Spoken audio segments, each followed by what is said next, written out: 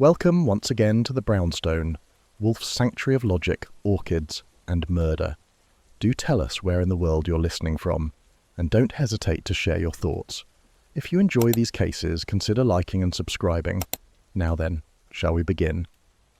Nero Wolfe and the murder on the Corinthian queen. The knock came 3 minutes after midnight. Not the usual staccato of a drunk or a delivery boy, but deliberate, like someone had rehearsed it. 4 firm taps, each spaced with the kind of theatrical precision that made you picture cufflinks, not calluses. I was still in the front room, feet on the desk, second bourbon half down, listening to the hum of the radiator and the rain taking turns outside. It was the kind of night when Manhattan curled in on itself, wet, grey, and too tired to pretend. I didn't move. The knock came again, slower. Wolfe, upstairs with his orchids, wouldn't stir for less than murder or mustard. Fritz had already gone to bed after the brandied duck. That left me, Archie Goodwin, licensed, alert, and regretting the 4th meatball at dinner. I rose, adjusted my tie, and crossed the floor. At the front door I turned the knob and opened it exactly 8 inches. That's house policy. Wolfe's orders. She stood framed by the hall light. Tailored wool coat, wide at the shoulders, the kind Fifth Avenue girls wore to afternoon matinees and high-stakes divorces. Her face was pale from the rain, not from fear. She didn't blink. Her lipstick had the confidence of someone who knew which rooms she could walk into without invitation. "Miss," I said, neutral tone, civilian face. "My name is Lydia Varelli. I need to see Mr. Wolfe. It's urgent." Varelli. The name scratched a match somewhere in the back of my head. Arturo Varelli, shipping magnate, patron of the arts, known to drop $5,000 on an orchid auction like he was tipping a waiter. I opened the door 2 inches wider. Mr. Wolfe doesn't take walk-ins, especially not after midnight. She stepped in like she hadn't heard me. The coat was expensive, the shoes were not. There was something deliberate about that too. "Please," she said, "it's not about me, it's about my employer. He's waiting in the car. I insisted on coming first." "You insisted on knocking instead of calling. That's already 1 strike." "He didn't want it in writing, or on the wires. He's afraid of surveillance." That got me. I closed the door behind her. She stood in the foyer, dripping like she belonged. The rain didn't seem to touch her hair. "Your name is Goodwin, isn't it?" I gave her a nod and pointed to the red guest chair just inside the office. "Sit tight. Don't touch anything. Not that anything in here can be bribed." I moved through the arch, up the hall, and rapped on the door to the plant rooms. "No," came the voice. Heavy, precise. "Wolfe." "It's important." "No." "He's in the car. A client. A nervous one." "There are a great many cars in New York, Archie. I presume most of them have nervous people in them." "This one says it's about the Corinthian queen." There was a pause, then the soft click of a brass lever being turned. Wolfe emerged like a man descending from Olympus with a headache. He was in his robe, his face set in stone. "Corinthian queen," he said, brushing past me. "That's Varelli's liner." "Yes," I said. "And the woman in the foyer is one Lydia Varelli? Daughter? Secretary?" "Secretary," Wolfe muttered. "His daughter married a Florentine sculptor and moved to Milan last spring." "Fritz!" Fritz appeared in the dining room archway, already knotting his robe. "Yes, sir?" "Put on coffee, strong. A guest is coming in from the rain." Wolfe walked into the office, sat in the yellow chair, and regarded Miss Varelli with the interest of a man watching a chessboard reset itself. "You have exactly 2 minutes," he said. She wasted none of them. "My employer is Howard Avram, Executive Vice President of Corinthian Passenger Lines. Their flagship, the Corinthian Queen, returned to Pier 94 this evening, a full day ahead of schedule. There was a death on board." Wolfe's brow was moved 0.5 millimeter. "A death of what kind?" "A woman. Celia Vale. She was travelling alone. Her cabin was locked from the inside. They found her at noon. No wounds. No note. The captain suspects suicide." "And?" Avram appeared in the doorway like a man who'd forgotten how to knock. Rain clung to his coat. His face was long and folded, like a dry sheet someone had tried to iron. "I told her not to come in," he said. "She insisted," Wolfe replied. "As have you. I suppose you may sit." He took the other red chair. It groaned beneath him. "I know what this looks like," Avram said, "and I know what it costs to hire you. But I need answers, and I need discretion. The woman who died, she wasn't just a passenger. She was a journalist." Wolfe exhaled through his nose. What publication? The New Amsterdam Review. She wrote a social column, nothing dangerous. Gossip, events, cruises. Why, I said. Would a gossip columnist throw herself over a stateroom bed rail with the door locked? She didn't, Avram replied. The door was bolted from the inside, but the porthole was sealed. No water in the room, no forced entry. The logs show she never left the boat, and she was seen arguing with someone in the dining room the night before. And yet, Wolfe said, you told the press it was suicide. I had no choice. The Queen is scheduled for a gala cruise next Thursday. 60 invited guests. We can't afford scandal. But if it's murder, if, Wolfe repeated, interrupting, if, a troublesome word. Fritz entered quietly and set down the coffee tray. I took over the pouring. Miss Varelli refused sugar. Avram took 2 lumps and didn't stir them. Wolfe studied him. You have a steward manifest? Yes. Bring it. I don't have it on me. Wolfe frowned. You come to me in the middle of the night, without documentation, without evidence, without even a plausible crime. Avram reached inside his coat and pulled out a folded sheet. He placed it on Wolfe's desk with both hands. This, he said, is a page torn from the passenger log. It was found crumpled under Celia's bed. The names on it don't match the official list. 2 of them aren't even real passengers. I stepped forward. Wolfe gave me a look. I handed him the sheet. He scanned it without speaking, then laid it flat and tapped it once with his index finger. Miss Vale was onto something, Wolfe said, and someone knew it. Avram leaned forward. Will you take the case? No, Wolfe said. Avram's mouth opened, but Wolfe raised a hand. I do not leave this house. I do not traipse about on foggy docks. I do not skulk in raincoats. Mr. Goodwin, however, will board your ship at first light. I said nothing. Fritz handed me my overcoat. And what exactly am I looking for? I asked. Footprints, Wolfe said, in places they shouldn't be, and the lies people tell when they think you're only a secretary. Miss Varelli smiled at that. Wolfe didn't. I'll expect a full report by 6, he said. That gives you 9 hours. Avram rose. Thank you, Mr. Wolfe. I haven't accepted the case, Wolfe said. I'm only collecting evidence. If, after reviewing it, I believe a crime has occurred and that you have not wasted my time, then we shall discuss terms. They left together. Miss Varelli offered me a nod. Her perfume lingered in the foyer like something expensive that regretted being touched. I locked the door behind them. Wolfe was already back in his chair, frowning at the passenger log. Something troubles you? I asked. Yes, he said. The name she wrote in the margin. This one. I looked. Stefan Lintz. Ring a bell? Not yet, I said. It should, Wolfe murmured. The Lintz collection vanished from a vault in France in 1944, and one of the missing pieces was a portrait of a woman, known only as the Queen. I reached for my hat. You think it's on the Corinthian Queen? I think, Wolfe said, Miss Vale may have died for something older than gossip, and worth much more. I let that sit in the silence between us. Rain hit the window like it had found its rhythm again. Somewhere out on the Hudson, a ship waited in the dark, rocking with secrets, and I had 9 hours to find them. The Corinthian Queen rested at Pier 94 like a faded actress waiting for curtain call. Her hull, once pristine white, now wore the rust of a dozen slow seasons. A red and gold flag shifted listlessly in the morning breeze, the kind of breeze that said spring had stepped outside for a cigarette. I showed the dockhand my clearance letter from Howard Avram. He read it like it might catch fire, then waved toward the gangplank without a word. 2 men in double-breasted uniforms watched me board. One lit a cigarette without offering one. The other said, Stateroom B6, portside. No salute, no handshake, just a nod toward the corridor and the kind of look you save for people who ask questions no one wants answered. The ship had a hush to it. Not silence, not quite. Just a kind of smothered quiet, like someone had taken a pillow to the air itself. Stateroom B6 was locked, as promised. The steward met me at the door, young, freckled, and already balding.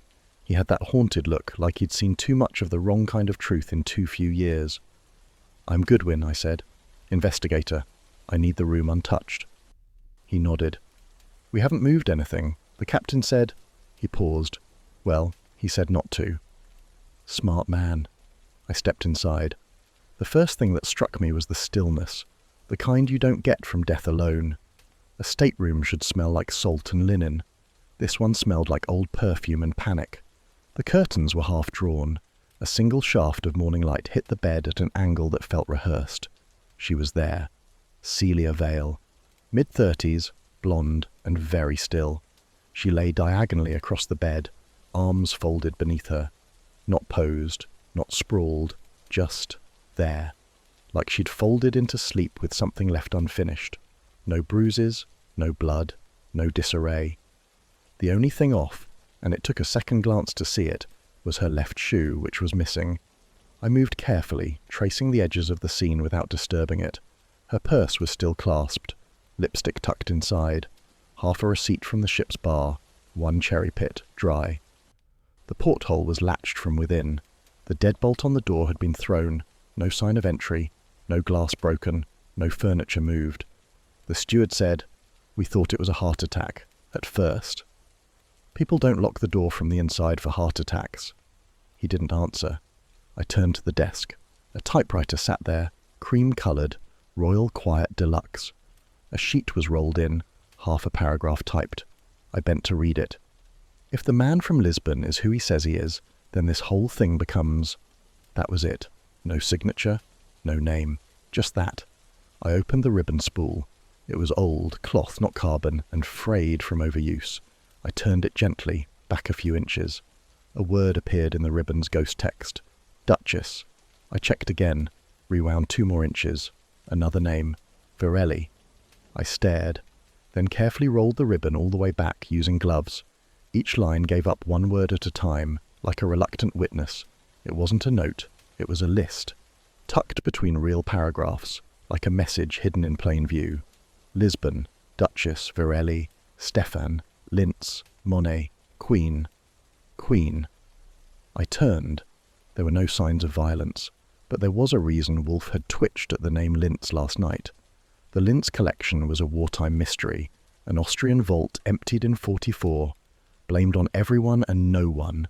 Paintings, manuscripts, tapestries, vanished. And now a dead columnist had typed the name into her ribbon, followed by Queen. Captain Herrick arrived 10 minutes later. Moustache like a coat hanger. Starched collar. Temper barely stitched under protocol. "I was told you'd be boarding," he said. "I'm told Miss Vale was found like this." She missed breakfast. Steward entered at noon. Found the door locked. Called security. We forced it. She was exactly as you see. No signs of struggle. None. No motive?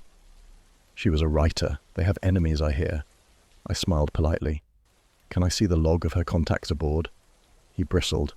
"We don't log casual conversations." "No, but passenger complaints, staff notes?" He produced a sheet from his coat, folded once, sharp creases, handwritten. 2 noise complaints, one from a Mrs. Lindell, one from a Mr. Gruber.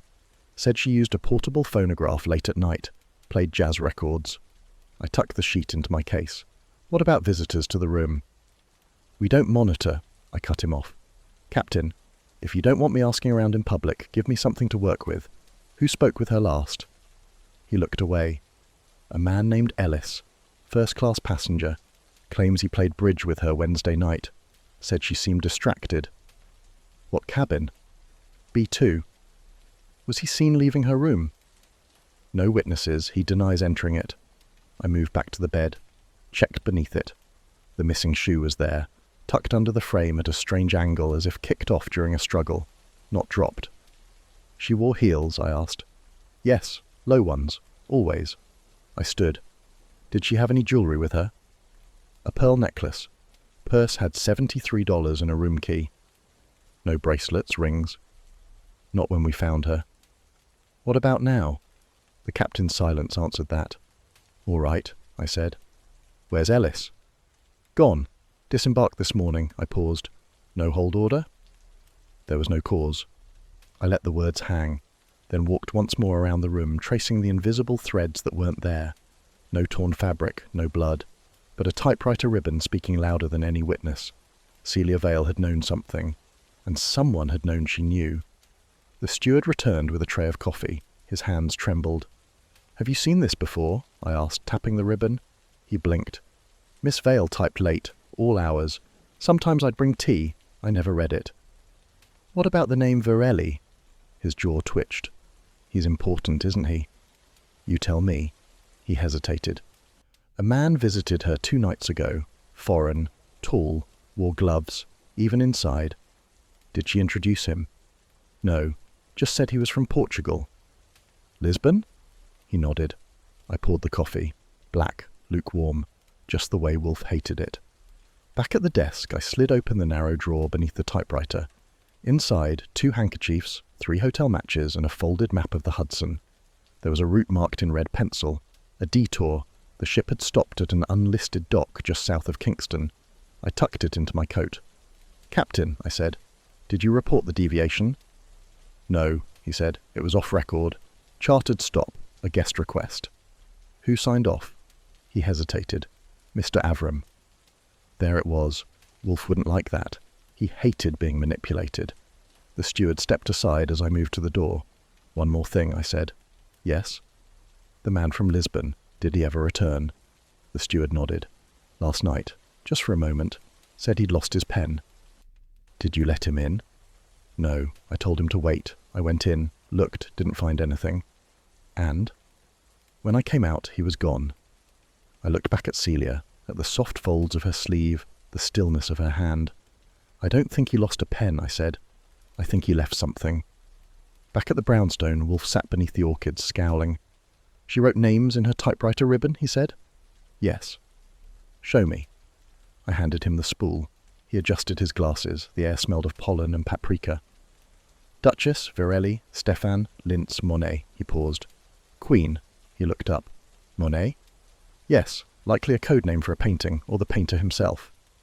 More likely the former. Celia Vale was chasing stolen art. And someone didn't want it found, he exhaled. The Queen stopped at an unlisted dock. Avram authorized it. Wolfe scowled. And did not tell us. He turned the spool again. We must determine what was transferred at Kingston, and who Celia Vale was meeting from Lisbon. I nodded. Shall I start with Ellis? No. Start with the missing painting. Find out which one was called the Queen. Then we shall know what was worth dying for. He closed his eyes. The orchids swayed in the heat. Outside, the city moved past in steam and wheels.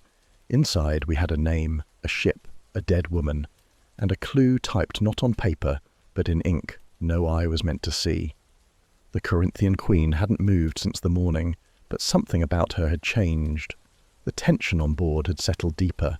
It clung to the corridors. Conversations dipped to whispers as I passed. Either I looked like trouble, or they were waiting for it. I started with the steward. Name, Bellamy. Uniform crisp, posture less so. He kept adjusting the hem of his jacket like it might buy him time.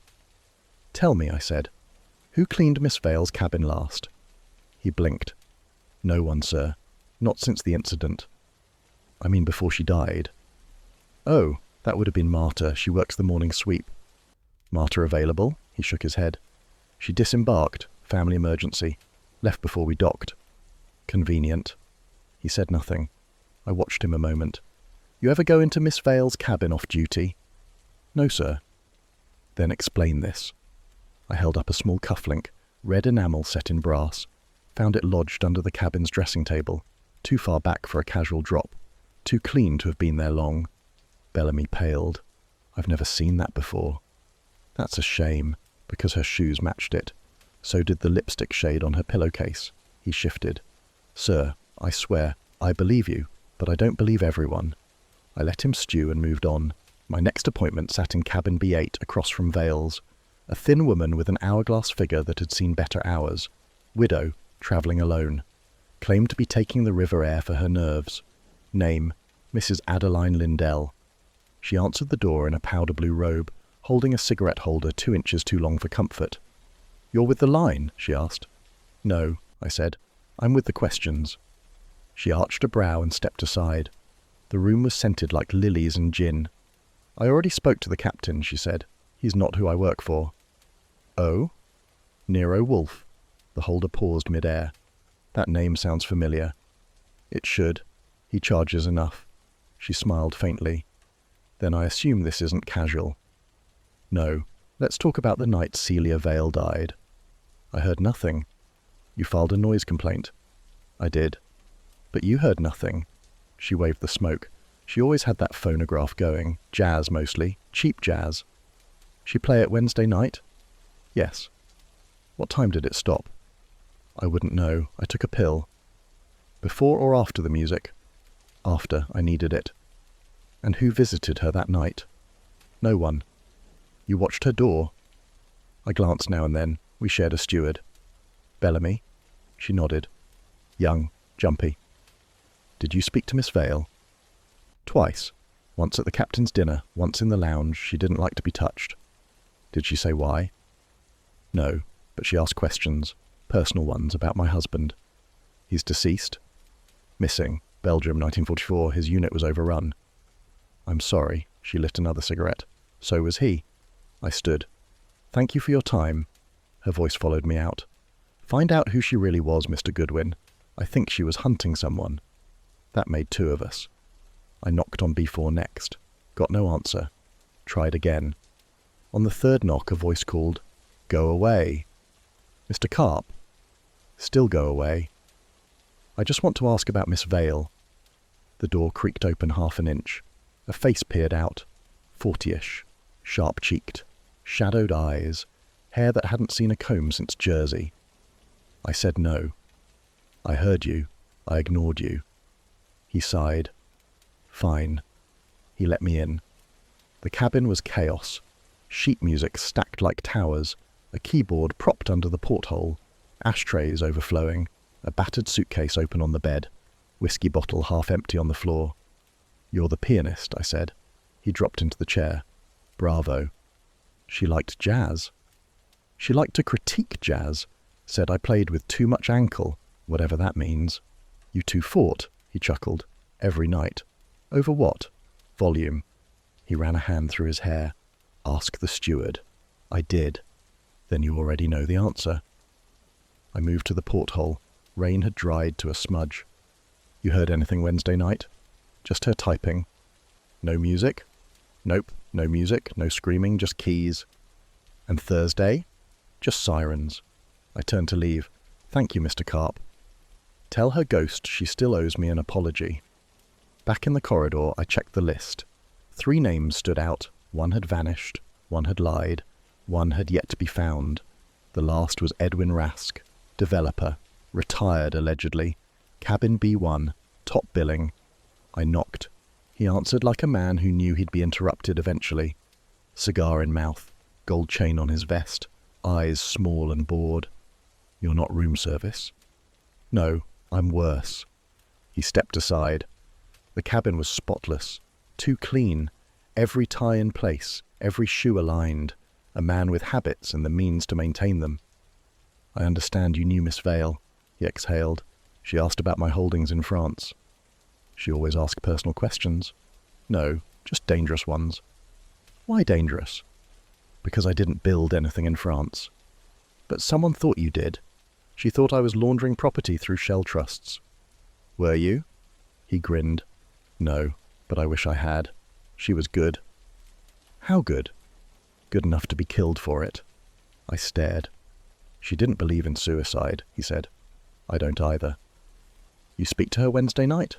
No, I avoided her. Anyone else talk to her that day? She spent an hour with that steward, Bellamy. What time? After lunch. What were they doing? He grinned again. Talking. That's all I saw. Did you see anyone enter her cabin that night? No. Did you hear anything? A crash? What kind of crash? Glass, maybe, around midnight. Did you report it? No. Why? I didn't want to be involved. Too late. I left him with the stink of his cigar and a look I couldn't quite place. Before disembarking, I went back to Vale's cabin. The door was still locked. I had the key. Inside, the light had shifted. Shadows reached longer. I checked the mirror over the vanity. Cracked. A hairline fracture running like a scar across the surface. It hadn't been there the day before. I stepped closer. There, beneath the sink, just along the floor's edge, a line of damp footprints. Faint, but real.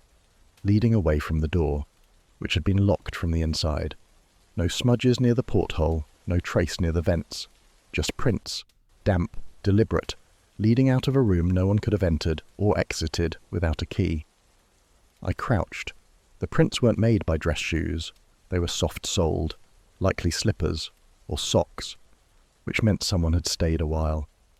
I turned off the light, closed the door, locked it behind me. Back at the gangplank, I passed Bellamy again. "Seen enough?" he asked, "for now." "You believe it was murder?" "I believe she had company." He looked away. "Will you tell the papers?" "No." "Why not?" "Because the murderer already knows. And if Wolfe had his way, he'd know that I knew, before the day was out." The brownstone was as still as a confession booth. I let myself in, hung my coat, and brushed 2 drops of rain from the brim of my hat. Fritz was in the kitchen.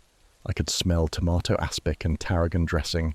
Wolfe wouldn't break routine for gunfire, let alone murder. I gave it 5 minutes before he'd ask why I was early. I walked into the office. Wolfe sat in the yellow chair, shoes off, eyes shut, arms folded like a man receiving a disappointing opera. The latest issue of Orchid Digest lay open, spine up, across his lap. I took the red chair opposite him. "You're early," he said, eyes still closed. "Noticed that, did you?" "I notice everything in my house, including interruptions." I crossed my legs, slow and quiet. "Then I'll interrupt properly." His eyes opened, dark, dry, and unimpressed. "Speak," he said. "She didn't kill herself." "That's a conclusion." "It's a deduction, based on the room, the mirror, and the typewriter." He raised a brow. "The mirror?" "Cracked. New. Possibly struck." "Continue." "She typed a list into her ribbon. Not the page, the ribbon. Names, places, Virelli, Linz, Monet, Queen." That got him. He straightened. "Repeat." "Virelli, Linz, Monet, Queen." He exhaled slowly. "And?" "She died with no wounds, no note, and 1 shoe off. Her cabin door was bolted from inside, but there were damp footprints, inside, leading away." He stared at me for a full 10 seconds. "I presume you have more." I pulled the page from my case. A column, typed, unsigned, still rough. I handed it over. Wolfe unfolded it delicately as though it might bruise. He read aloud, voice low and even. "When men of power gather in secret, they do not share whiskey. They barter silence. And when stolen things resurface, things lost to war, to fire, to time, they do not appear in museums. They appear in rooms with no windows." He looked up. "Celia Vale wrote this?" "Yes." Found it wedged under her blotter. "She was investigating black market art? Or blackmail connected to it?" He set the page down. "How credible is she?" "She had enemies. Most of them still aboard. One of them missing." "Who?" "Passenger under the name Ellis. No forwarding contact. No luggage retrieved." He rubbed his temple. "So, a forged name, a forged motive, and a missing man. And a dead woman with half the truth under her typewriter keys." Fritz entered then, on cue, bearing a silver tray. Tomato aspic, ice cold, arranged with fan-cut celery and a parsley leaf like a flag of surrender. Wolfe barely glanced at it. That was when I knew he was interested. I waited until Fritz departed. "She was asking questions," I said. "Too many. Too specific. About property movements through post-war Belgium and France."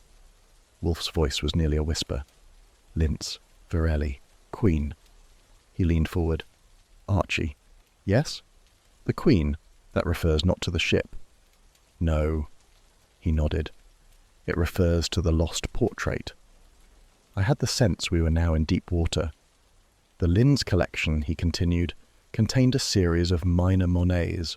One of them, Portrait of an Unknown Queen, vanished in 44. No record of recovery, no black market sale, no Interpol trace." "Until now?" "Until Celia Vale typed it on a stolen ribbon. Yes." I stood, moved to the Globe bar, and poured 1 bourbon. Wolfe didn't ask for one, which meant his brain was already drunk. "She found out," I said. "She cornered someone." He grunted, "and paid the price. She was a columnist, not a threat. She was a woman who didn't scare easily. That makes anyone a threat." I sipped slow. "She may have tried to blackmail them." "Possible. or she tried to trade information and misjudged the stakes. I handed him a second sheet. Guest list, cross-referenced. He read it silently. Halfway down he stopped. This name. Lindell? No, below. Rask? He tapped it. He owned property in Bordeaux, claimed war damages in 47, but his records were sealed. You want Saul on him? Yes, and Fred, quietly. I wrote a note and slid it into the file. She wrote the word Duchess into the ribbon, I said. He nodded. A code name, or a nickname for someone, or something. What do we do? He leaned back. We wait. You irritate them, I consider. I finished my bourbon. She didn't die for gossip, Archie. She died for leverage. And in that silence, tomato aspic sweating on the tray between us, I knew Wolfe had just taken the case, whether he said it or not. It was raining. Not the soft patter that made poets reach for their notebooks. This was the kind that slapped gutters and made you feel like the sky had a grudge. Fritz had just taken Wolfe his beer, dark, German, and at precisely 61 degrees, when the doorbell rang. I checked the clock, 4:35. Fritz appeared in the archway with that look, the one that said the outside world had once again dared interrupt our routine. Not for me, Wolfe called from the dining room. Tell them to go away. Too late, I said. It's banging now. The knock had escalated. Sharp, familiar. The kind of knock that didn't ask. It accused. I opened the door. There stood Inspector Kramer, soaked to the shoulders, collar wilted, cigar stub clenched like it owed him money. I hope, he said, stepping inside without being asked. This better be good. He left a puddle where he stood. Fritz retreated without a word. Kramer peeled off his coat and handed it to me. I took it and hung it on the far peg, the one Wolfe had once designated for irregular officers of the law. You want coffee? I asked. I want an explanation. Then come on in. He stomped through the hallway, shoes squelching, and entered the office like a man who had rehearsed the confrontation during the entire cab ride. Wolfe hadn't moved. He was in the yellow chair, one hand on the armrest, one holding the beer. He didn't stand. He didn't look up. Good afternoon, Inspector, he said. Don't you good afternoon me. You're investigating a homicide that belongs to me. Wolfe took a sip. I am not investigating. Mr. Goodwin was sent to collect information. You're cutting my men out. I've never met your men. You're interfering. I'm observing, as a private citizen, on behalf of a client. You have no client. I have a passenger manifest, annotated. That froze Kramer. He turned to me. I opened the folder on Wolfe's desk and laid out the sheet. Names, cabin numbers, check marks, and 3 underlined entries. I turned it toward him. Wolfe tapped a name with his finger. Read that, please. Kramer leaned in. Thomas Ellis, he read aloud. Cabin B2. I waited. He frowned. There's no B2. There's a B1 and a B3. Correct, Wolfe said. No such cabin on the Corinthian Queen. I confirmed with the chief steward. Kramer's lips pressed together. And yet, Wolfe continued, Mr. Ellis was listed on the ship's passenger log. Signed in. 8 meals, was seen on deck. Kramer sat. He didn't ask. He dropped into the red chair like it owed him something. You're telling me, he said, someone signed aboard using a fake name and a cabin number that doesn't exist. Yes. Did he kill Celia Vale? We don't know, but we know Miss Vale typed his name in her ribbon, along with 3 others, one of whom is currently under surveillance. Kramer stared at the manifest again. What's the name under Ellis? Virelli, I said. He looked up. Arturo? No, Lydia. That's the secretary. I spoke to her. Did she mention her employer authorized a midnight detour on the Hudson? He paused. No. She left that out. I handed him the chart, red pencil lines, dock locations, the one off Kingston marked with a box. This was found in Vale's cabin, folded behind a drawer, not on her itinerary. Kramer lit the stub of his cigar. It flared once, then smouldered. You trying to make me look bad, Wolfe? No, but the facts do. Kramer growled. You could have come to me. Wolfe blinked slowly. You did not come to me. This is a police matter. It became a police matter when a body was found. It became my concern when a client brought evidence to my door. "You're dancing." "I am seated." Kramer jabbed the cigar toward me. "And what's he doing? Playing errand boy?" "I do my best work in raincoats," I said. He snorted. "You found a cracked mirror, a missing shoe, and a dead woman with enemies." "Yes, and a typewriter ribbon that told more truth than her notebook." "Where is the ribbon?" "In evidence." "You took it." "I collected it." "You should have—" "Inspector," Wolfe interrupted, "do shut up." Kramer froze. Wolfe stood, slowly, all 300 pounds of him unfolding like a tent in the wind. "You are not here to threaten. You are not here to bluster. You are here because your case is slipping through your fingers and you're looking for something to grip." He walked to the bookshelves, pulled down a small blue volume and opened it without looking. "You will have the full file when I deem it complete. Until then, you will not arrest Miss Varelli, you will not harass the steward, and you will not confiscate my office." Kramer stood. "I could get a warrant." "You won't." "You want to bet on that?" "No, but you'd have to explain it to your commissioner, and he knows what happens when you try to seize my files." They stared at each other. Then Kramer laughed. He dropped back into the chair. "I hate you." "Good," Wolfe said. "That means we're even." Fritz entered with a towel and a new ashtray. He handed the towel to Kramer and left without a word. Kramer dried his hands. "What else do you know?" "We know the forged name wasn't just for disguise," I said. "It was a placeholder. That cabin, B2, was a transfer stop." "Meaning?" "Someone got on. Someone else got off. At the Kingston stop." Kramer's jaw shifted. "You sure?" "The manifest shows one set of initials for the entire voyage, but the steward said the man who occupied B2 changed accents mid-cruise." "Changed accents?" "French one day, English the next." Kramer pointed the cigar. "Ellis isn't real. Who is he?" "That's your job," Wolfe said. "We found the crack." "Can you widen it?" "Yes, if you let us work." Kramer leaned forward. "You think this is about stolen art?" "I think it's about possession, ownership, and fear." "Fear of what?" "Exposure. Celia Vale knew something. She wrote about it. She typed it. Then she died." Kramer looked at me. "You trust this?" I nodded. "She didn't die for headlines. She died for leverage." He puffed once. "What do you need?" "Names. From customs. Who's moved cargo through Kingston in the last 3 months?" "I can get that." "And we need facial records," I added. "Passport scans. Anyone matching the steward's description of Ellis." "Done." Wolfe sat again. "Inspector." "Yes?" "This is no longer a local crime. It may be an international one." Kramer stood. "You think that'll scare me?" "No, I think it will slow you. Don't let it." Kramer put the cigar in the tray. "I'll be back tomorrow."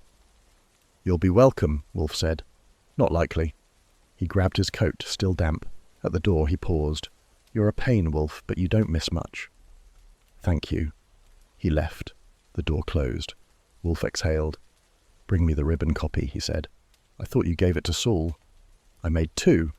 I retrieved it from the safe drawer." He read it again, whispering, "Varelli, Lintz, Duchess, Queen, Ellis." Then he whispered a 6th name, one I hadn't seen. "Where'd you get that?" I asked. He looked up. "She typed it in invisible ink, but it wasn't dry." "Meaning?"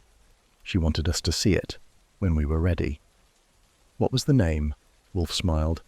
"That, Archie, is for tomorrow." He leaned back. Outside, the rain kept falling. Inside, we had a ghost, a name, and a list that didn't float anymore. It had started to sink. The cab dropped me 2 blocks east of Bowery and rattled away like it had somewhere better to be. The rain had gone, but the gutters hadn't gotten the memo. I stepped over a stream of streetlight and old paper, collar up, hat low, the kind of night where steam rose from everything, manholes, memory, mistakes. The shop sat between a barber shop with closed blinds and a tailor that hadn't seen business since VE Day. Its sign was hand-lettered, D. Fresnel and Sons, Antiques and European Pieces. The glass was dusty, one window pane cracked. The bell above the door had been removed, locked. I looked through the glass. Inside, mahogany frames stacked like cards, chipped vases, and 2 empty velvet busts meant for jewellery now gone. Fake name on a fake cabin led to a real address. I jimmied the lock with a tool I wasn't supposed to carry. Quietly. No damage. The kind of entry Wolfe didn't ask about and I didn't mention. The place smelled like wet plaster and tobacco. Not recent. Maybe weeks. A set of muddy prints ran from the front to the back and stopped at a side hallway curtained off with velvet. I stayed near the edges. The rear room held a desk, a brass lamp, and a phone that hadn't been connected to anything since Roosevelt was alive. Behind the desk, a wall safe. Open, empty. Beneath it, torn fabric and a crushed cardboard cylinder. The kind museums use for fragile documents. I checked the drawers. Ledgers. All blank past April. Receipts for repairs in French. A calling card. E. Lintz. Collector, no address. That was a name I already didn't like. A whisper behind me made me turn. Just pipes. The old kind that remember things. I left the shop the way I came, quiet and unannounced. The building next door had a basement grocer. On the stoop sat a boy, 16 maybe, and bored to death. I flashed him a $5. You ever see who ran that antique shop? He looked up. Tall guy, grey hair, wore gloves all the time, even in July. Accent? Yeah, foreign. Not French, but close. Did he have visitors? He nodded. A lady, blonde, cigarette holder, looked like trouble. That's my type. When? 3-4 days ago. She brought a folder. She leave with it? He shrugged. Didn't see, but they argued. Loud? No, cold, you know, like they were talking about something they couldn't say out loud. I handed him another $5. He smiled like he'd earned it. Back on the sidewalk, I called Saul from a corner payphone. Find out where Fresnel went, I said, and whether E. Linz ever came back through customs. Alive or dead? Saul asked. Yes, I said. Then I hung up. It was close to midnight when I reached her hotel. Celia Vale had booked the third-floor suite at the Delmere. Not the best in Manhattan, but close. She was paying for discretion. A lobby man in a too-tight vest tried to block me until I said police business and showed him a license that didn't specify department. Room 312 still smelled like powder and mint. I used gloves. Wolfe's rule. The bed was stripped, the mirror wiped, but the waste bin was full and untouched. Inside, I found the usual. A cigarette end, 2 receipts, and an envelope half burned. Not an accident. Someone had tried to destroy it, but gotten lazy or scared. I took it out carefully, used my pen to open the charred fold. Inside, a page. Ash along the top, crisp below. Letterhead. Musée de Guerre, Reims, France. French columns, catalogue numbers, line items. One stood out, circled in blue pencil. Item 1873. Portrait de la Reine Inconnue. Oil on panel. Signed M. Removed 1944. Status. Disparu. Disparu. Missing. Below it 2 handwritten lines. English. To be transferred via private route, condition unverified. Confirm Varelli approval before shipment. No signature. No date. I folded it flat and tucked it in my wallet. Back at the brownstone it was 1:30. The house was dark except for a crack of orchid light above the plant rooms. Fritz had long since retired. The silence was velvet. Wolfe was in his chair, barefoot, eyes closed, hands folded over his stomach like he was listening to bark in his head. I handed him the document. He read it once, then again. The Queen, he said. It exists. And she knew. He opened his eyes. Who else knows? Linz, whoever he is. Varelli, if this note is real. It's real. And the man in gloves? Wolfe's fingers flexed slightly. That was Fresnel, he said. And Fresnel is a broker, not a collector. He moves pieces, quietly. No gallery, no paperwork. He doesn't own anything. He launders provenance. And Celia Vale found him. She didn't just find him, she met with him, in person. I poured bourbon. She must have had something. Wolfe nodded. She had a document, perhaps this one, perhaps a duplicate, perhaps she threatened to show it. And he killed her? Unlikely. He wouldn't board the ship, too risky. Then who? Whoever stood to lose if that document reached a newspaper or a courtroom. Rask? Possibly, but he lacks finesse. Varelli? Wolfe grunted. Varelli lacks subtlety. Then who? Wolfe's voice dropped. Whoever funded the shipment, whoever moved it from Rhymes to Kingston without detection. Ellis. Ellis, Wolfe echoed, who never existed, and yet travelled, signed, dined, and vanished. I drained the glass. She typed his name. Yes. She was afraid. She was trying to trap him. I sat. She nearly did. Wolfe closed his eyes again. We are not hunting a killer, he said. No. No. We are hunting a forgery, wrapped in blood and hidden in a frame. And in that silence the word disparu echoed like a footstep on polished marble. The call came at 7:09, just as Fritz placed the glazed trout on Wolfe's linen. The timing alone would have gotten most men cursed into the next century. But Wolfe paused, fork in hand, when he heard the edge in my voice. It's Captain Herrick, I said. He looked up. From the Corinthian Queen? Yes. Wolfe exhaled. Put him through. I did, using the black rotary in the hallway. Wolfe took the receiver in the office. I stayed by the door, pen ready. Captain, Wolfe said, this had better merit the delay of my trout. The voice on the other end was tight, controlled, but it cracked in the middle. There's been another death, Herrick said. The steward, Bellamy, found in his berth an hour ago, slumped by the sink. No sign of forced entry, no bruises. He was 23. Wolfe didn't speak for a moment. I stepped in and closed the door behind me. How was he discovered? Wolfe asked. Routine morning check. His cabin was unlocked. Someone had propped the latch. Cause of death? Preliminary doctor says cardiac arrest, but the eyes were open, mouth slack, like someone surprised him. Wolfe shifted in his chair. What about the cabin? No sign of struggle, no note, but the waste bin was emptied, stripped clean, even the lining. By whom? No one on the crew admits it. Wolfe set the receiver in its cradle. Not a slam, a placement, deliberate. He turned to me. It is murder. I nodded. We call Kramer? No, not yet. Saul first. He reached for the house line. Within minutes, Saul Panzer was in motion. Wolfe gave him 3 names from the annotated passenger list, the ones I'd marked with question marks instead of notes. A triangle of men with overlapping timelines and no provenance. Find them, Wolfe said, and dig. He hung up and looked at me. One has vanished. One has changed names. One doesn't exist. Which is which? I don't know yet, but I intend to. I poured a glass of water. Wolfe declined the trout. That alone could have made the Times. He leaned back. Tell me everything again. From the beginning. I did. Celia Vale's death. The ribbon. The names. The steward. The forged passenger. The burned manifest from Rise. Wolfe nodded slowly, his eyes half-lidded. We were watching the Queen, but someone else was watching us. I sat forward. You think they panicked?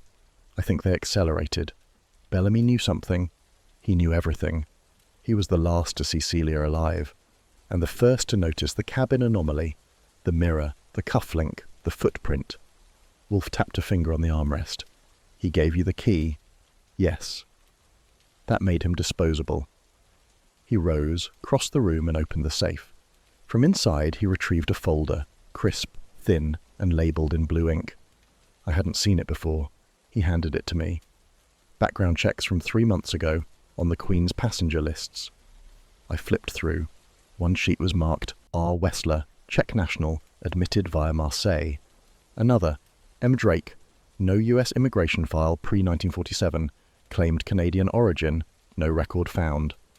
And a third, Simon Graves, British, or so he says, but the Home Office disagrees. Why were you checking these in advance, I asked.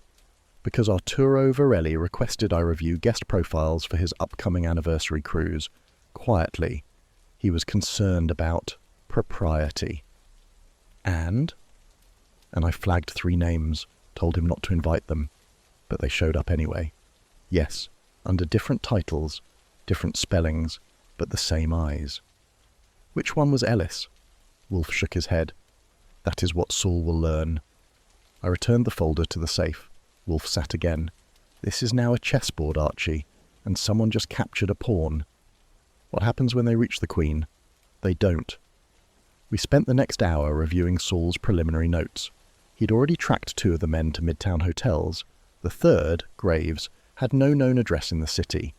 I placed a call to Fred Durkin, who answered on the 3rd ring with sleep still in his throat. "I need eyes on Drake," I said. "Don't get close. Just observe. 1 hour tops." He grunted and agreed. I turned to Wolfe. "Think they'll try again?" "They already did." "You mean Bellamy?" "No, I mean the ribbon. It's gone." I stared. "You moved it." "No, I locked it." I opened the cabinet where Wolfe had stored the original ribbon. The drawer was open, empty, no sign of forced entry. I turned slowly. "Who has keys?" "Only you and Fritz." "Fritz wouldn't." "No." "Then?" Wolfe's face darkened. "They've been here." I checked the windows. Nothing cracked. Locks in place. "They came during the day," I said. "During orchids." "Yes." We stood in silence. Wolfe finally said, "Then they know what she typed, and they're trying to erase her." I picked up the typewriter we'd used to unspool the ribbon.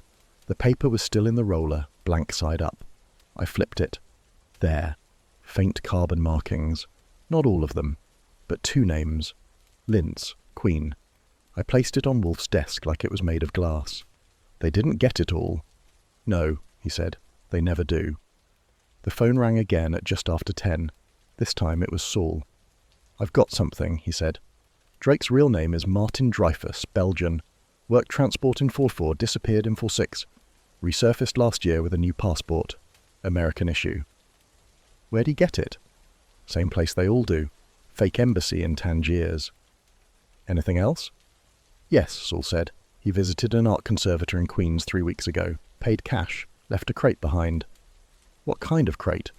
"Wood. Flat. Size of a portrait." I hung up. Wolfe was already nodding. "He's the courier." "And Graves?" "We'll know soon." I pulled my coat. "You want me to pick him up?" "No, not yet." "Then what?" "Bring me Varelli." "He won't come." "He will, when I tell him he's about to lose everything." I made the call from the back hall. Lydia answered. Her voice was steadier than before. "Mr. Varelli isn't available," she said. "He will be," I said. "Tell him Wolfe knows about the portrait." She was silent. Then, "I'll see you in 1 hour." Wolfe stood, adjusted his cuffs and closed the folder. "Now, Archie," he said, "we begin." And I knew from the tone of his voice that the Queen had just moved into check. By noon, the sky over Manhattan had taken on that pale, featureless grey that made everything below it look like it needed repainting.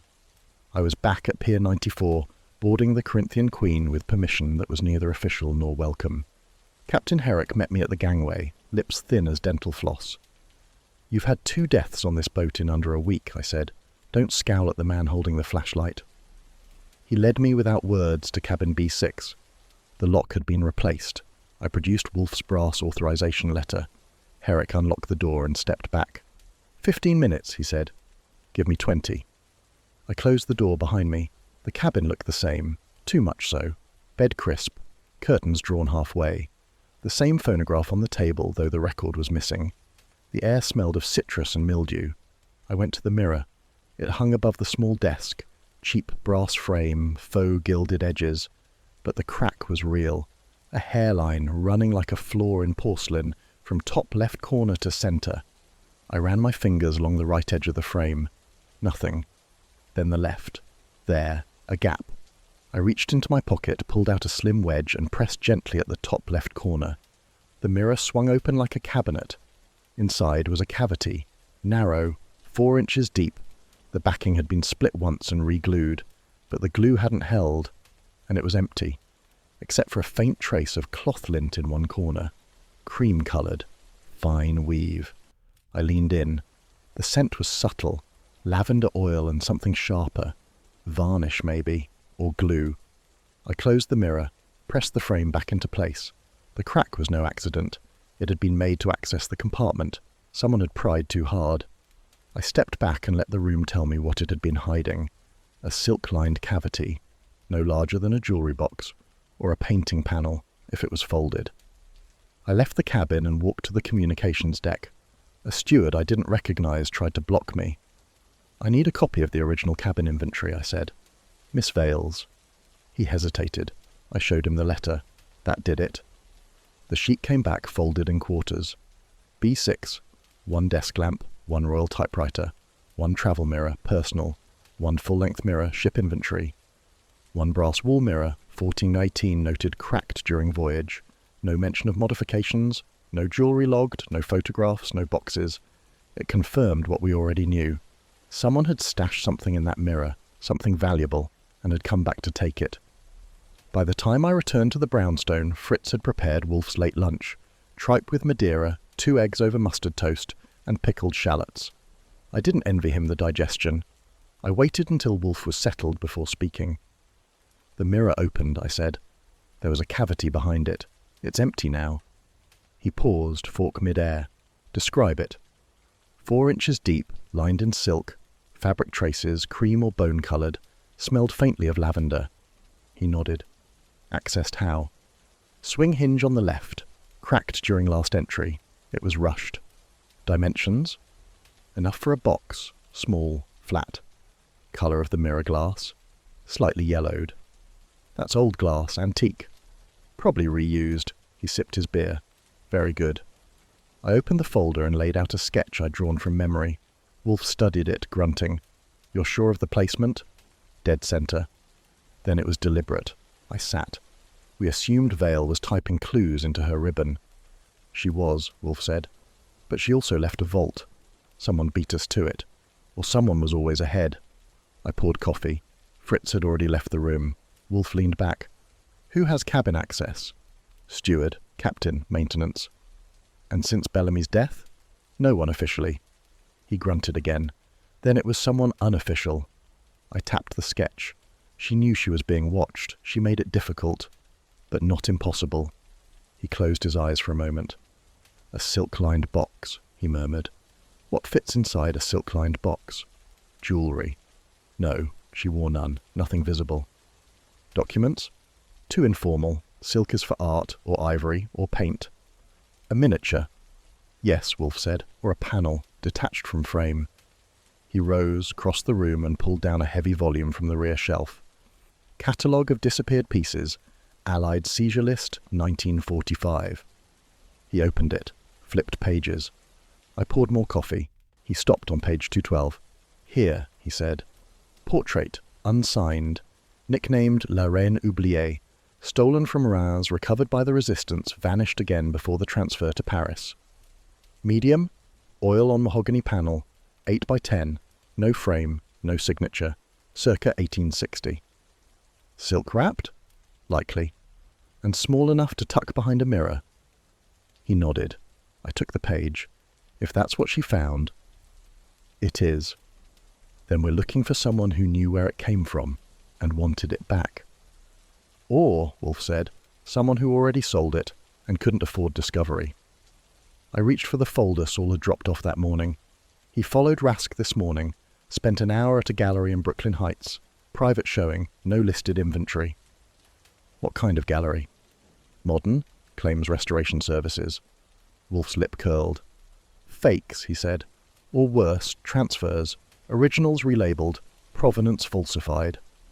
You think it's already gone? I think it left the Queen the same night Vale died. In whose pocket?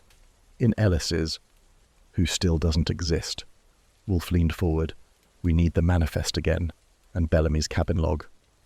Already requested. Good. He paused. Archie. Yes? I want the mirror removed. Quietly. Bring it here. That's illegal. I'm not asking for a sermon. I nodded. Tomorrow night? Yes. He lifted his glass. To mirrors and the lies they reflect. And outside, the first snow of the season began to fall.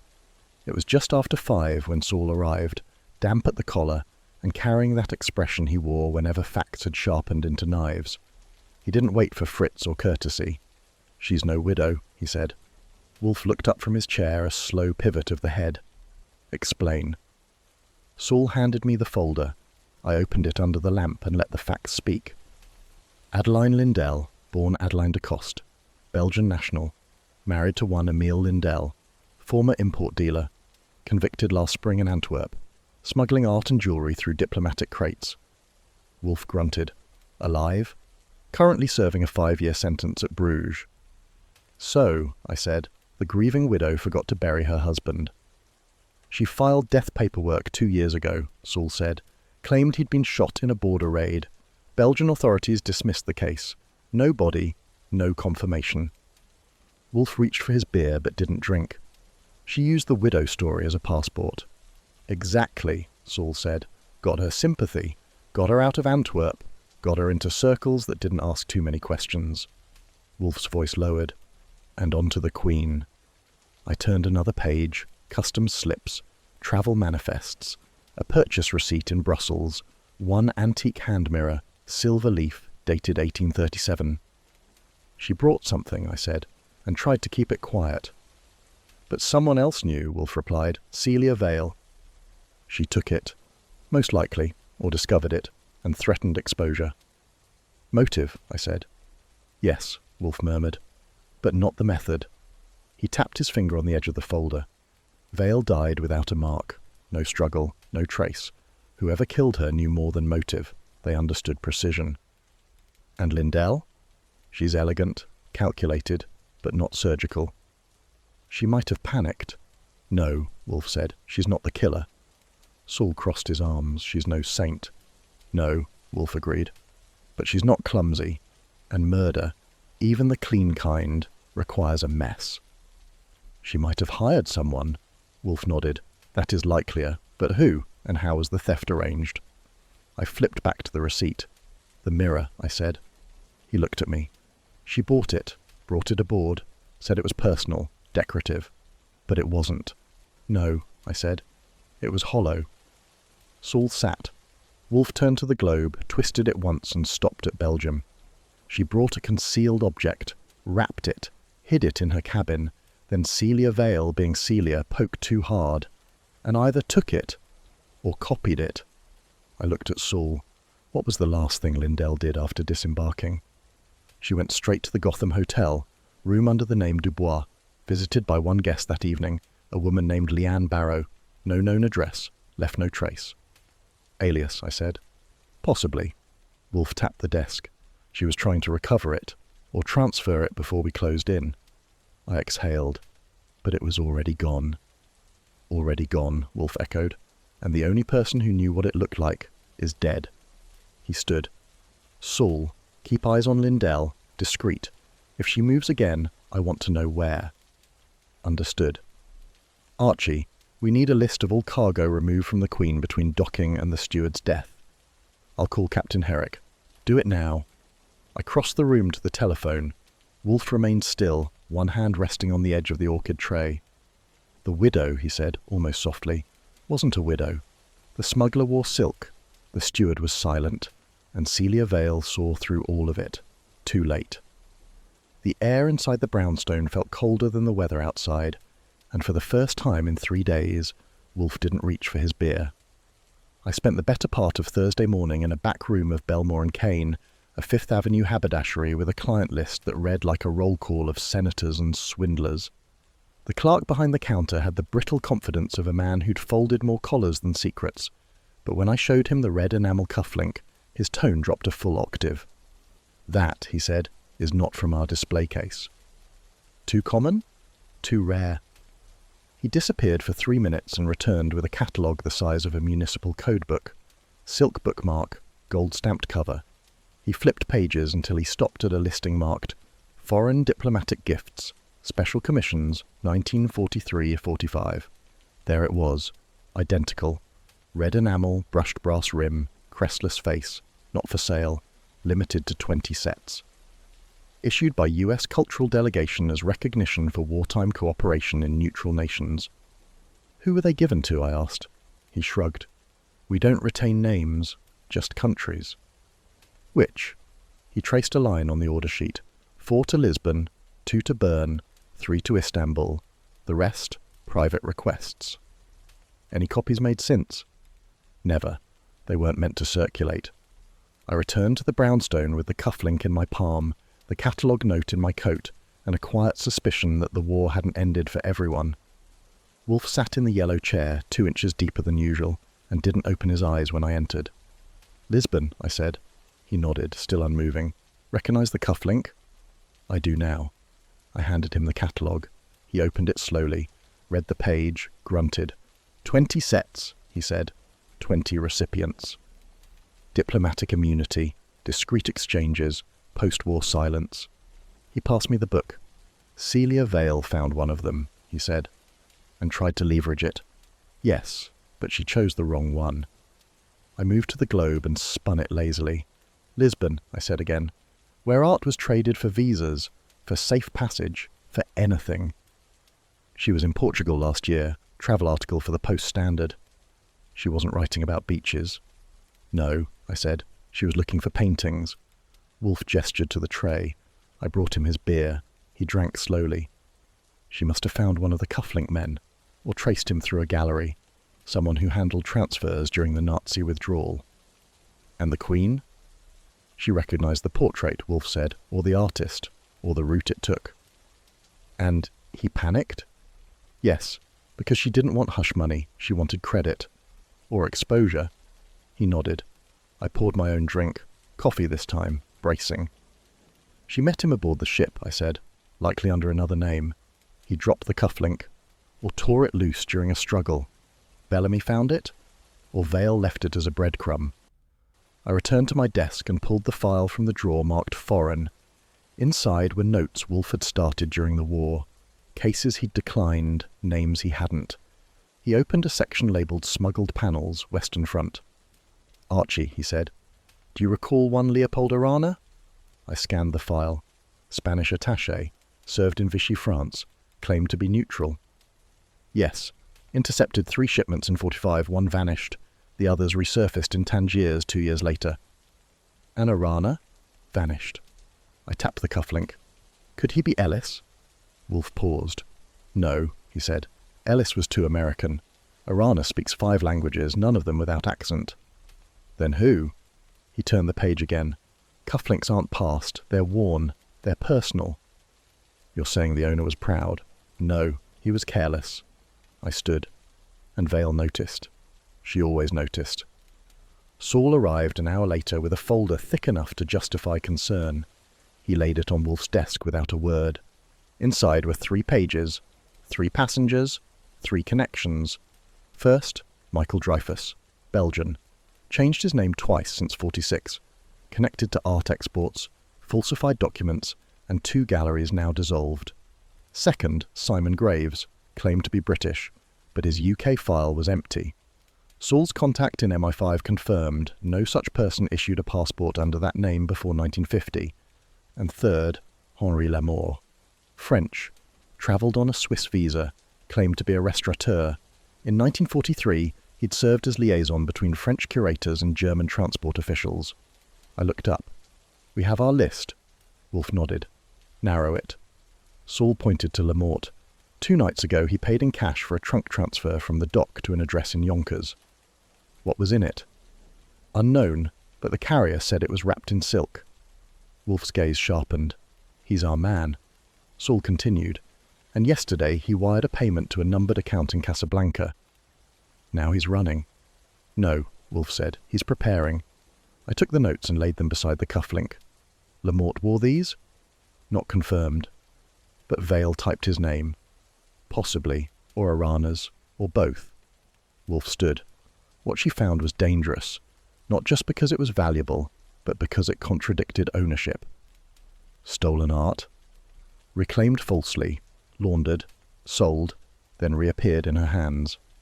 And she tried to broker it back? Yes, but under threat. Who threatened her? He looked at the folder. All 3. I sat back. Then why kill her? Because she asked for more than silence. Wolfe returned to the shelf, pulled down a slim black volume, notes from a case involving Hungarian tapestries. He flipped to the back. "Lamour," he said.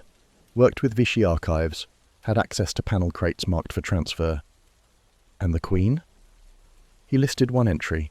Portrait de femme, unsigned, sealed in silk. No museum claimed it, no inventory matched it. "And now?" "Now it's missing, and Vale is dead." I stood.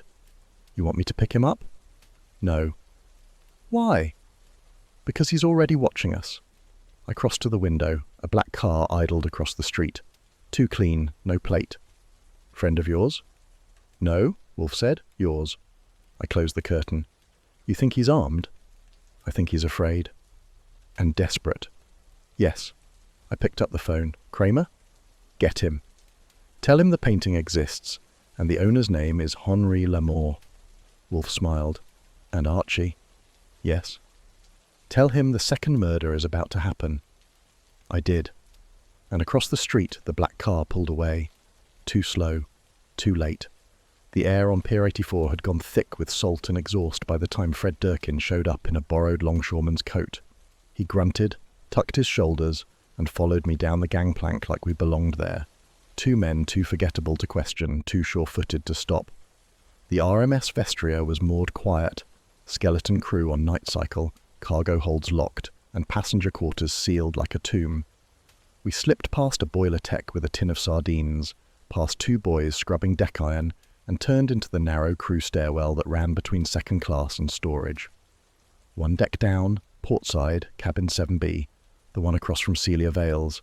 I jimmied the latch with a pressure fork from Fritz's silver chest. Took less than a minute. Fred slipped in first, then pulled the blackout curtain shut. I followed and clicked the door behind me. Inside, the air was still.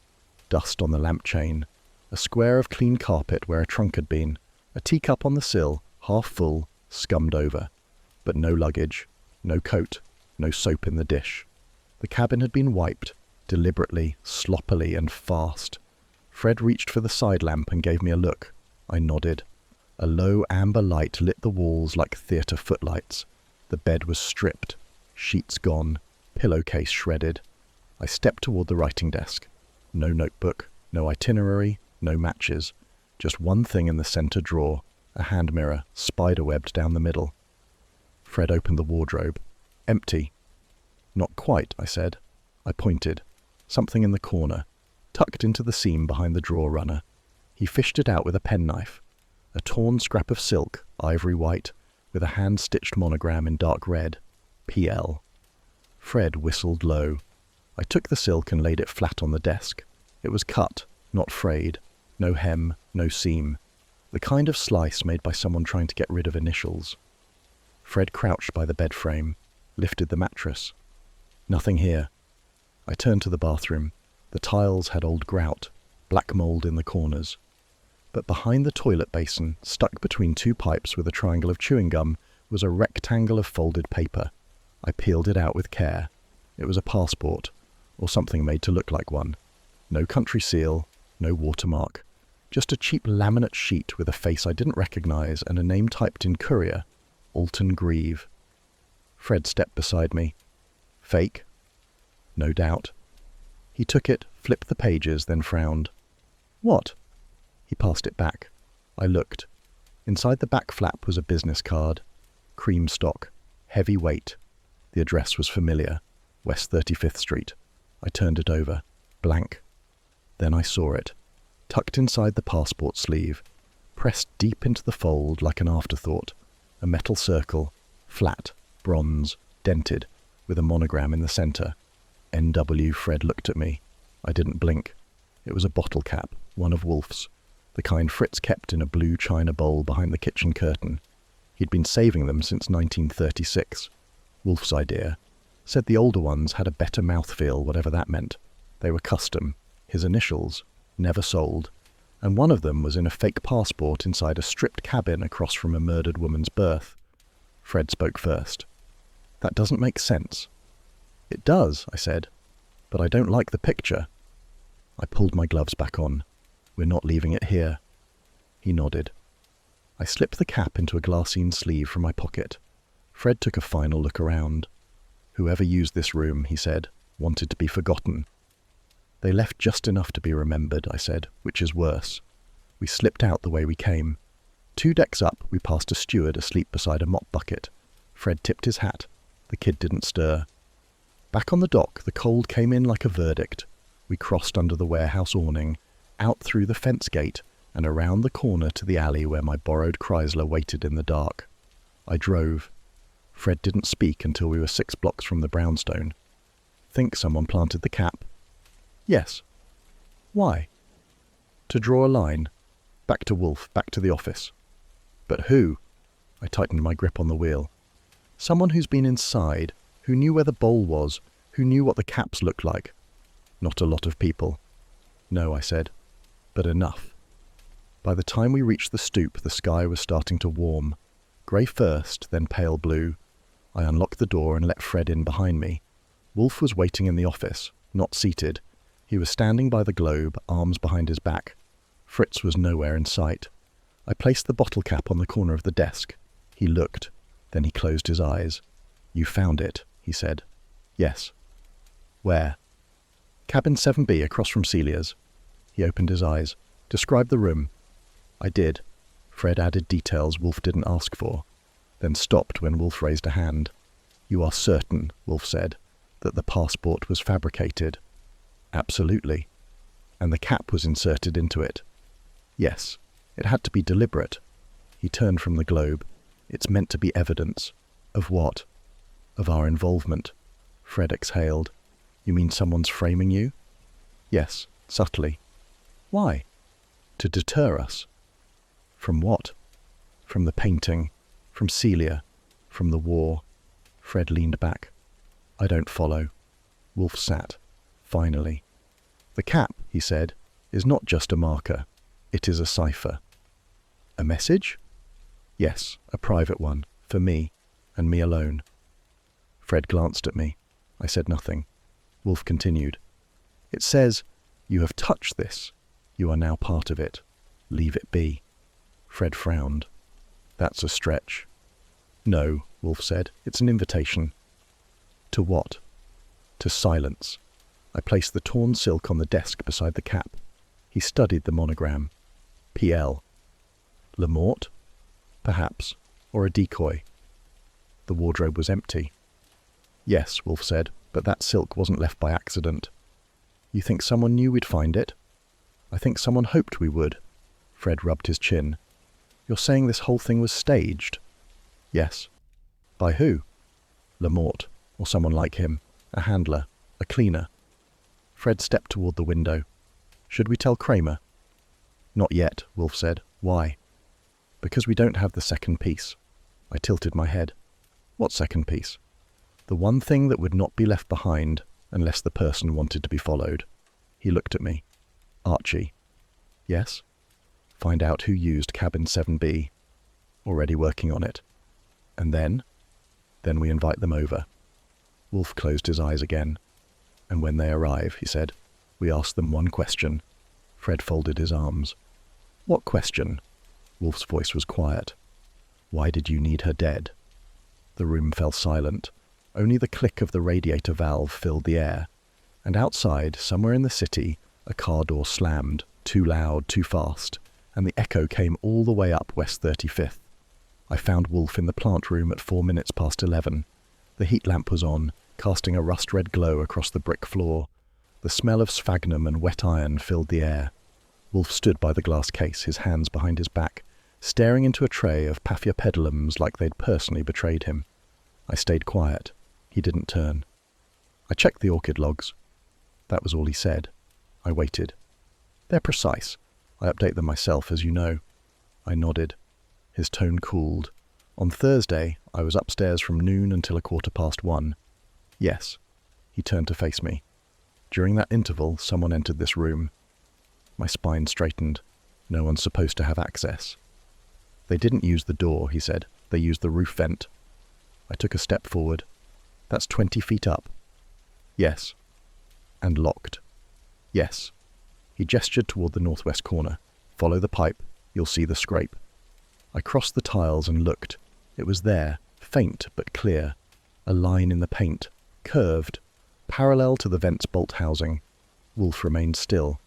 I did not notice until this morning. How? I smelled it. I looked at him. He tilted his head. Rope fibre, old hemp, a trace of it caught on the sill. You're sure? He narrowed his eyes. Do you take me for an amateur? No, I said. I take you for furious. He closed the glass case with a snap. This was a deliberate intrusion.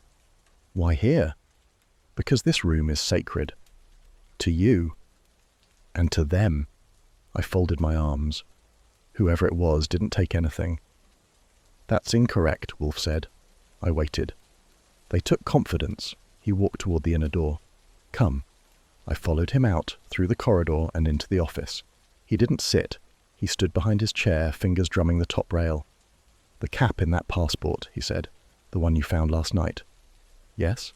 It was from the 1938 batch. Narrow crimp, lower ridge. I blinked. You noticed that in one glance? Yes. He reached for the desk drawer. I checked the bowl. He held up a sheet of notepaper. I record them by year, by weight. My mouth stayed shut. There are 3 missing from the 1938 set. He folded the paper and replaced it, meaning the one in the passport was stolen, from here. Fred entered from the hall, coat slung over one shoulder. He paused. You told him? He asked Wolfe. Yes. Fred set the coat on the red chair. Then we need to talk. Wolfe gestured. Fred sat. He looked between us. 2 days ago, he said, a man came to the alley door. Wolfe's brow lifted. I was downstairs, Fred added. Fritz was upstairs. You were in the plant room. What did he want? He asked for you, didn't give a name. Describe him. Fred hesitated. Grey suit, thin lapel, black shoes, not polished, cheap watch. Face? Didn't see it clearly. He wore a hat low. Voice? Flat, calm. Didn't flinch when I said you weren't available. Then? He left. Wolfe nodded once. He was checking, testing our rhythms. Should we be worried? We should be insulted. I stepped forward. This wasn't random. No, Wolfe said. It was orchestration. He turned to face the fireplace. This individual, or group, knew I would become involved. Fred frowned. That early? Yes. He pointed to the painting. The provenance, the note, the girl, all of it calculated. To draw you in? To manipulate the investigation? Fred leaned forward. Why risk sneaking in? Because they couldn't afford doubt. They needed control. I exhaled. So they planted the bottle cap. And the silk. And came here to fetch it. Yes. Wolfe's voice dropped half a note. And they dared use this room. Fred stood. This isn't just about the girl. No. It's about you. Yes. He turned. They're baiting you. They were. He stepped toward the desk. Now they've done worse. Fred waited. They've made it personal. Wolfe sat. The yellow chair creaked. He reached for his napkin, then folded it slowly. You will not sleep tonight, he said. I didn't respond. You will not eat until this is done. He looked at Fred. You will not leave this house without permission. Fred nodded. And Fritz, Wolfe added, is not to answer the door.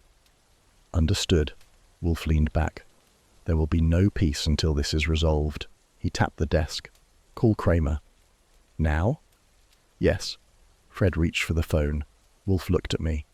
We have been watched, he said. I met his gaze. Then it's time to return the favour. The orchid room always smelled of purpose. Warmth clung to the tile floor. A filtered humidity carried the rich tang of soil and pollen, punctuated by the faint, sour breath of rotting sphagnum. The morning sun pushed through the glass overhead, flattening shadows into streaks. Nothing stirred, save the deliberate rustle of leaves as Nero Wolfe leaned closer to a tray of Lalius, breath tight behind his lips. He wasn't looking for beauty, not now. He was looking for symmetry. Behind the glass panes of the east rack, one blossom tilted just so, not withered, not marred, but slightly off its axis, a failure of balance, a lie of intention. He scowled. Human greed, he muttered, is always asymmetrical.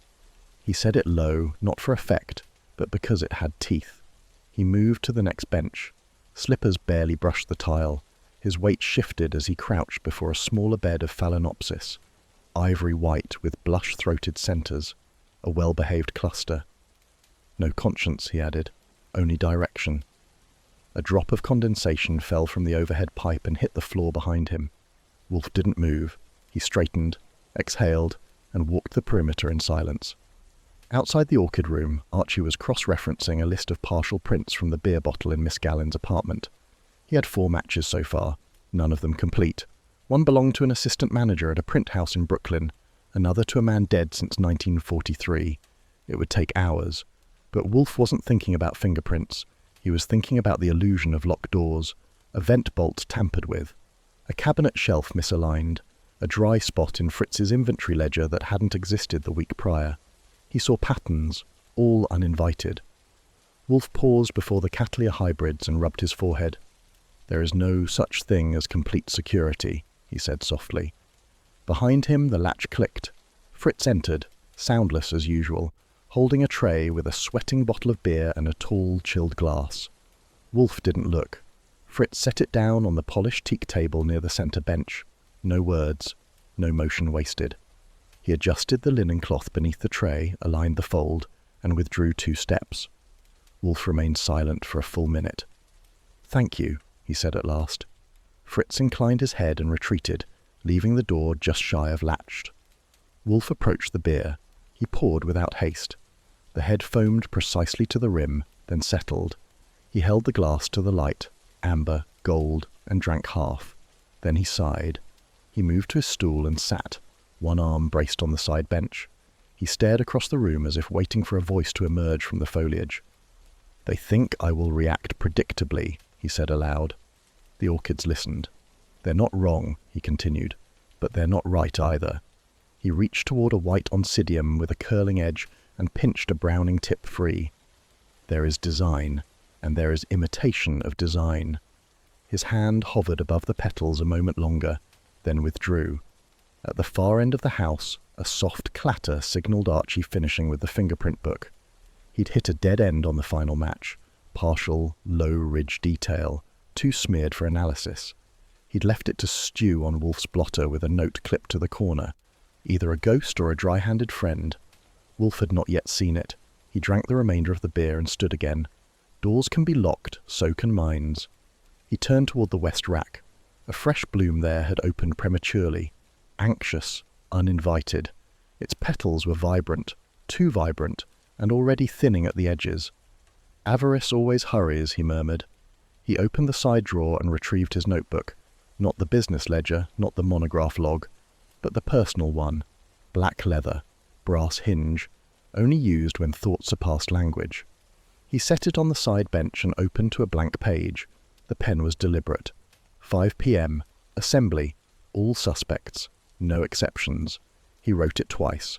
Once for record, once for resolve. Then he turned the page. Questions to answer before then. Why Miss Gallen's passport was left in the hallway. Whether Conrad Struthers lied about his whereabouts. What silk manufacturer made the kerchief found in Mrs. Mencken's drawer? Who removed the cap from Wolfe's collection? He paused, then added, who replaced it with a duplicate? The orchid said nothing. He closed the notebook. Outside, the city churned with midday restlessness. The snowmelt on 35th Street had turned to slush. The delivery man from Derner's would arrive within the hour. Fritz would have lamb broth on by 2. Wolfe did not care. He moved to the central planter and stared down into the bed. A bulb there had split. Unnatural. Forced. A sign of grafting without care. He clenched his jaw. "They treat this house as a chessboard," he said. He looked up. "But I'm not a king."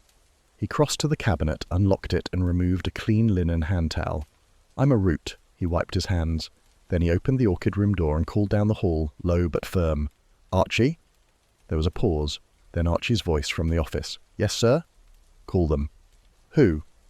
Wolfe stepped out into the corridor. "All of them." Archie rounded the corner, notes in hand. "You want everyone?" "Yes."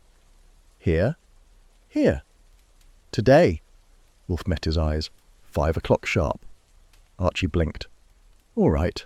You're the boss." "I am," Wolfe said. He turned back toward the stairs. "Use the landline," he added. "I don't want Mr. Kramer hearing about this from anyone else." Archie raised a brow. "You want him included?" "No, but he will come." "And when he does?" Wolfe reached the landing. "I want him seated and silent." Archie smirked. "I'll make the calls." Wolfe paused. "And Archie." "Yes?" "Make sure Mrs. Mencken gets the red chair." Archie nodded. Understood. Wolfe entered the office, eyes narrowing at the stack of paper beside the blotter. A fresh fingerprint index. He sat. He lifted the note. Dry-handed friend, he read. He set it aside. Then he reached for the bottle of ink, dipped his pen, and began composing the seating chart. The office was still. At the far end of the house, Fritz was peeling turnips. Outside, the snow turned to rain. Inside, symmetry was returning, one deliberate act at a time. The drawing room was full. Red chairs formed a semicircle around Wolfe's yellow chair. Velvet drapes blocked the window. Oil lamps glowed. The 24-hour snowstorm outside left the street silent. 4 suspects: Adeline Lindell, cigar-chomping developer Edwin Rask, jazz pianist Simon Karp, and Henri Lamour, the so-called restaurateur. Each wore an expression that danced between defiance and dread. None relaxed. I stood by the door. Fritz hovered in the kitchen archway. Wolfe sat, beer in hand. He scanned them all. "Good afternoon," he said, voice calm, precise. No one answered. Their discomfort was his opening. I cleared my throat, then left the room. Moments later I returned with a chart pinned to an easel. It showed the Queen's passenger list annotated in red. I tapped it. Cabin B2 did not exist. Thomas Ellis was our fabricator. He dined here 3 nights ago. My tone was dry. He never slept aboard. Rask shifted. "What are you implying?" Wolfe raised his hand. "Allow Mr. Goodwin to finish." I moved to the bar cart and poured whiskey for each suspect. No one refused. I returned to Rask. We planted the name to lure a courier, someone who expects no scrutiny. They would board as Ellis. Lindell inhaled. "I don't follow." "The fake identity," I said, "was central. It led Saul to an empty cabin across from Vale's." I tapped the chart again. The second cabin was used as dead drop. Supplies entered, silk out. Karp frowned. Why would he meet her? Celia Vale was no gossip reporter. She was hunting stolen art. I pointed to Lamort. "You called for a look-up under Art Conservator. You changed your tune when the name Graves surfaced." Lamort's lips tightened. "I fix paintings. That's all." Wolfe leaned forward. "Yet your Swiss visa and French curatorship placed you in Vichy archives." He eyed Karp. "Mr. Karp, you said you played ankle jazz in Midnight Lounge, but the cabin occupant spoke neither Yiddish nor blues." Karp's jaw twitched. "I play bebop." "In Lisbon," Wolfe said. "Accent obvious to Steward Bellamy." He pointed to Lindell next. "Mrs. Mencken." He used her married alias. "Your kerchief matched the torn silk from the hidden mirror cavity." Lindell's breath caught. "I admitted to smuggling, but I did not kill her." "No," Wolfe acknowledged. "Your motive was to recover contraband, not commit homicide." Rask interjected. "What about me?" Wolfe turned. "You financed the transfer from Kingston. You authorized detours off Manifest." He tapped Rask's cufflink. "You wore one of these, gifted to dignitaries. You claimed it was a family heirloom." Rask's face paled. "It was purchased in Geneva." "Registered as diplomatic gift," Wolfe said, "not for sale. Yet you sold pieces anyway." Lamort rose. "This is unfair." He spoke French inflection on unfair. "I had no reason to kill." "No reason," Wolfe repeated, "until Miss Vale cornered you with evidence." He spun the chart. "She typed your name in her ribbon, under threat." Lamort's knuckles whitened. Wolfe stood slowly. "All of you had reasons," he said. "None had the skill to leave no mark." He held up his beer. "Except one." Silence. "I reconstructed the death." He crossed to the sketch on the easel. Cabin layout, mirror cavity, footprints leading away. Locked from inside, no forced entry. Porthole sealed, no water, no struggle. Karp swallowed. The mirror was pried open, item removed, silk-wrapped box concealed. Miss Vale discovered it and was silenced. He pointed at the pencil drawing of the mirror's inner cavity. The box was too small for footprints. They belonged to someone wearing floor slippers. Rask stood. "You have no proof." Wolfe shook his head. "I have method." He pressed a button. Fritz entered with a tray. On it, the silk scrap and a small wooden box. Item recovered from suspect's locker. He set them on the desk. The box was unwrapped. Inside, a miniature painting, panel worn, caption, La Reine oubliée. Lamort gasped. "That is mine." "It was stolen," Wolfe said. You transported it. You hid it. You brought it aboard as part of a covert shipment. Lindell whispered, "He used me to move it." Wolfe turned. "Precisely. Mrs. Mencken traded favours for carriage. You thought it safe on the ship." "I did," Lindell said. "But Carp—" Carp snapped. "I had nothing to do with art." "No," Wolfe said. "You only delivered messages. You weren't after the painting." He looked at Rask. "Mr. Rask, you claimed you were in your cabin all night, but the mirror cavity shows it was opened at midnight. You would have heard the porthole latch." Rask stammered. Wolfe continued. "Instead, you changed your shirt and left the ship at Kingston. You issued the transfer permit. You left your cufflink behind, accidentally." Rask sank into his chair. Lamort's lip trembled. Wolfe sat again. "This," he said, "is how you staged the locked room. You removed the box through the mirror. You left footprints in slippers. You used Bellamy's key." He turned to Lindell. "You provided the key." Lindell's eyes filled. "He threatened my husband's sentence." "You threatened to return the art to authorities," Lamort said. "I had to ensure silence." Wolfe nodded. They all sat in stunned shame. "You see," he said, "murder is business, but evidence is priceless." He tapped the painting. "Now, Inspector Kramer will take custody, but I will retain the catalogue notes." He smiled thinly. "All cases end in ruin." They looked at each other. I closed the chart. Wolfe raised his glass. "To balance restored." He drank. Outside, snow touched the street. Inside, justice shone amber in a glass. The suspects sat stiffly in the red chairs. The yellow chair was empty. Wolfe stood before his desk, a single oil lamp glowing. Outside, the city hummed with the last stirrings of snowmelt. Inside, silence. Wolfe raised his hand. I stepped forward, holding the burned manifest fragments. Each scrap bore partial prints from the cloth ribbon cipher. One ridge pattern matched Simon Carp's file. Simon's gaze snapped to me. He leaned forward, tension folding through his shoulders. Wolfe spoke calmly. "Mr. Carp, you are not merely a musician tonight." Simon swallowed, lips pale. He glanced at the mirror sketch pinned behind Wolfe. Wolfe continued. "Celia Vale recognized you from an old photo in Resistance archives." Simon stammered. "I served in the French Resistance. Yes." "You were known as Le Rouge for your hair, and for sabotage missions." Simon's fingers trembled. "I did what was necessary." Wolfe nodded.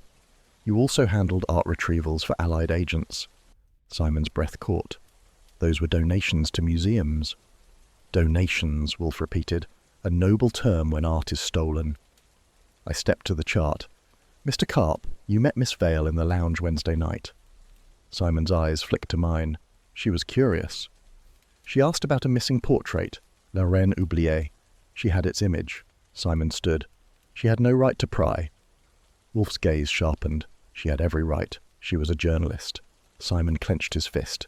"She threatened exposure." Wolfe pointed to the mirror diagram. "You staged her cabin death. You pried the mirror, retrieved the silk box."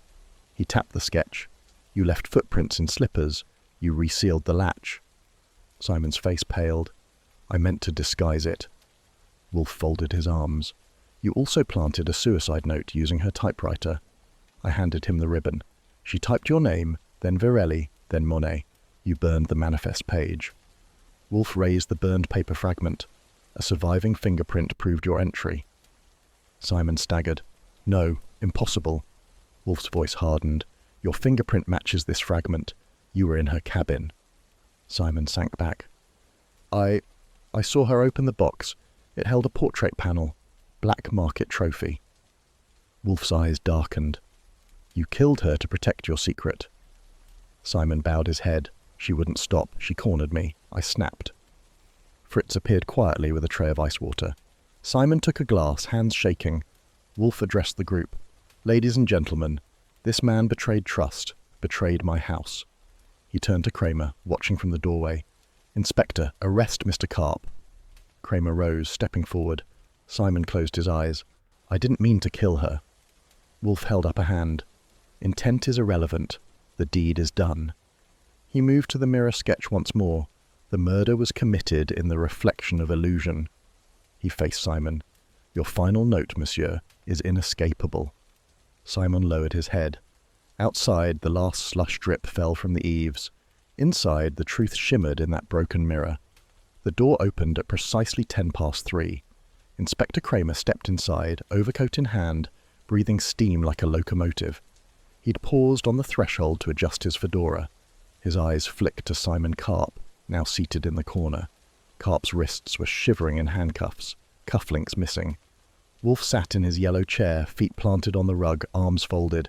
His expression was smug in the way he reserved for results. I rose. Captain Herrick reports the Corinthian Queen sails at dawn, I said. Passengers embark by 10 a.m. Kramer nodded. I'll take him now. He approached Karp, who offered no resistance. Kramer set the cuffs, then led him out. The door clicked shut. Silence settled like dust. Fritz entered with a silver tray, 3 beer glasses and a bottle dark and frosted. He set it before Wolfe, then retreated. Wolfe gestured to the nearest glass. I poured. The beer foamed. We watched it settle, amber as sunset. Wolfe drank, eyes half closed. You handled the Queen well, Archie. I finished my pour. Thank you. He placed the glass on the coaster. And you? I took a sip. Cool relief. Ship sails at dawn, I repeated. Wolfe tapped his glass. Tomorrow this case will be yesterday's news. I leaned back. Passengers will step off with secrets intact. They'll never speak of trophies or hidden cabins, or silk in mirrors. He smiled. Or fingerprints in ribbons. We drank. Fritz appeared again, this time with a small dish of mustard and 2 slices of rye. Wolfe frowned. Where is the mustard? I requested. Fritz bowed. I misplaced it, sir. My apologies. Wolfe's lip curled. You misplaced the mustard. Fritz hesitated. It may be in the kitchen, sir. Wolfe turned to me. See, even here, order can unravel. I set my glass down. Shall I retrieve it? He closed his eyes. No, we'll dine without it. I gestured to Fritz. You may go. Fritz slipped out as quietly as he came. Wolfe sat in silence. He lifted the glass again, then set it down. Archie. Yes? You will file the final report with Kramer. Today? Immediately. Before 10. I nodded. Consider it done. He looked at me. And Archie? Yes? Bring me a fresh glass. I stood. Right away. He watched me leave. Archie's narration. The brownstone door closed behind me. The night air was cold, but my thoughts were warmer. The Beethoven hatbox in my bag felt heavier than usual. Inside, the portrait panel, silk-wrapped, bound for the district evidence vault. I stepped outside onto West 35th. Snowmelt steamed from the sidewalk. I checked my watch. 4:10. Plenty of time. The Queen's horns echoed faintly as she pulled from Pier 94. Snowflakes drifted against the hull. A final salute. Manhattan slept, tired and content. Tourists and tycoons would board in the morning. None would know what had transpired. The art would be returned. The killer unmasked. The secrets buried. I hailed a cab, handed the driver a tip, and slid into the seat. 42nd and Lexington, I told him. He nodded and pulled away.